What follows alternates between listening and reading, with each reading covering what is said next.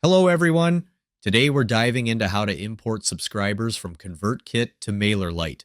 If you're new to MailerLite, be sure to check out the free trial link in the description below.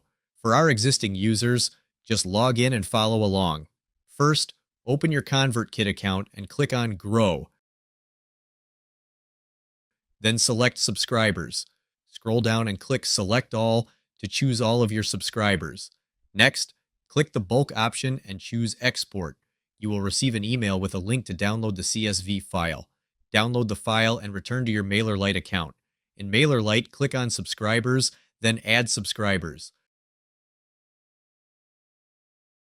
Upload your CSV file here and click on Import Subscribers. Scroll down and click Finish Import.